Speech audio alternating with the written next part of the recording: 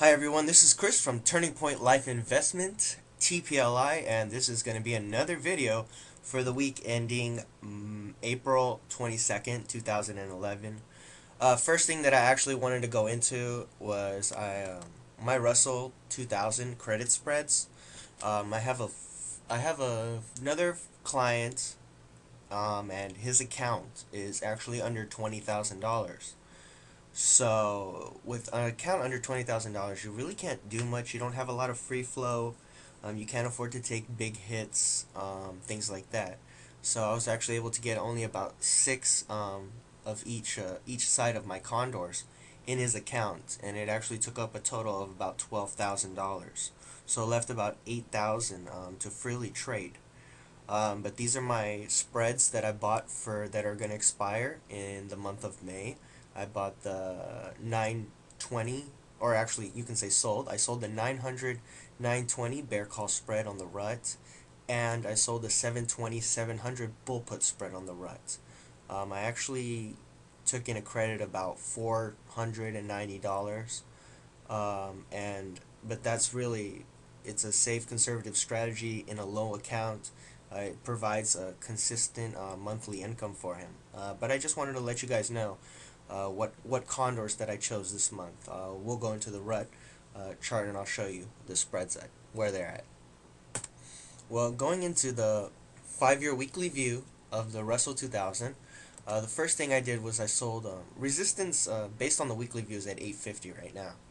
So 50 points away from resistance is 900, so I sold the 900, bought the 920 bear call spread, and then you can see that there is some support right here, but just because I'm basing this on the weekly view, and I mention this probably every week, there's very important support at $750. That's also where the 50-day exponential moving average is close to.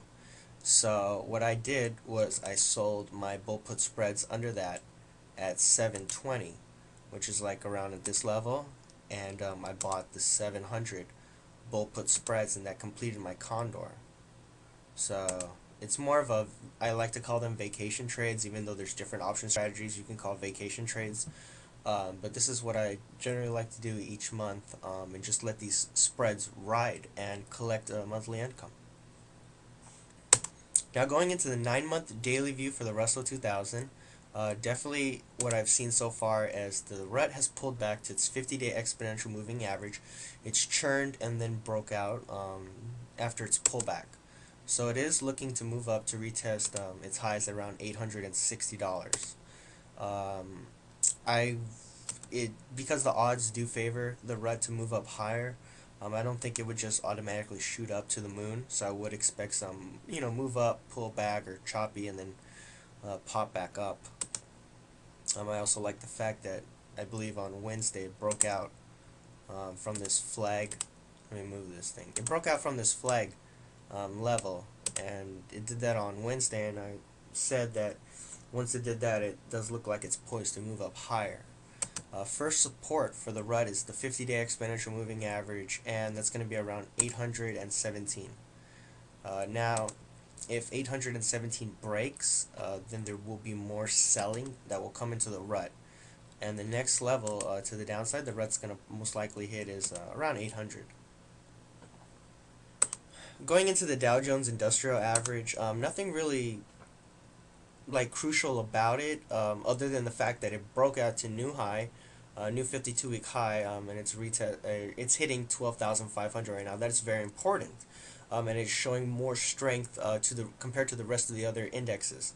So if the RUT it looks like the RUT is a bit lagging compared to the Dow Jones, because the RUT actually pulled back and is trying to retest its highs, while the Dow Jones already finished pulling back and it moved up. So if the Dow Jones continues to move up higher, definitely expecting the Russell 2000 to be moving up higher.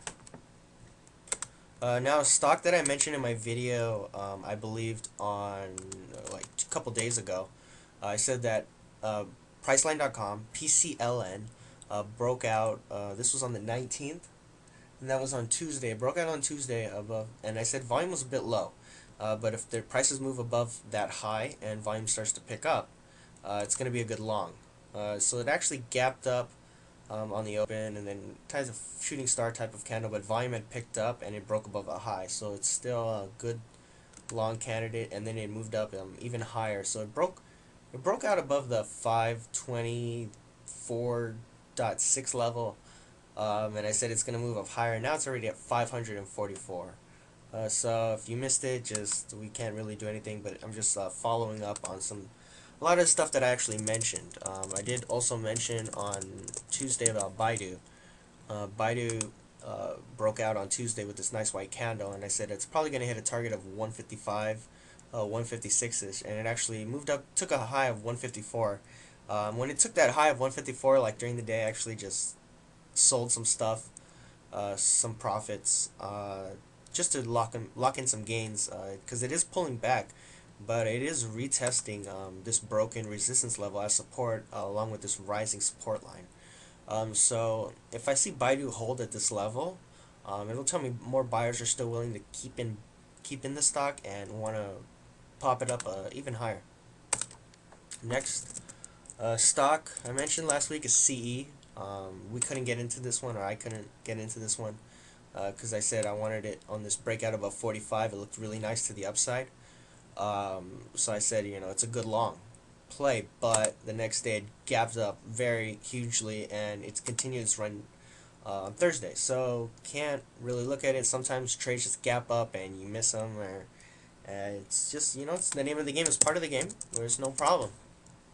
Costco was another one. I said if it just makes a move above 77.5, it was going to run up higher, and it actually opened at 77.5, which was around I believe Wednesday, and it just continued to move up higher. I'm already long and already took a little bit of profit, so you can't really get into Costco.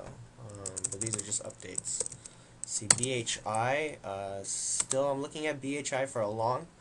Above 75. The thing about this though is I really want to see BHI stay under $75 for maybe 2 or 3 more trading days, and then if it moves above 75, I'm definitely going to take it from the long side. Don't forget, I'm not allowed to advise anyone what to do, but I'm just telling you what I personally would do, and I actually am doing with my accounts. Another trade that I took on Thursday, a speculative trade, was ULTI, or the Ultimate Software Group. The reason I took the trade was because it was this nice rising support line that just dates back from last year of August. And on top of that, it pulled back to its 50-day exponential moving average. Looks like it wanted to move higher above this range right here. So it popped up higher, took it, and I'm actually looking to bank it at $60. If it moves back down, probably a stop. Like I think my stop is like around $56 right now. So I'm risking about $100 to make about $300 per 100 shares.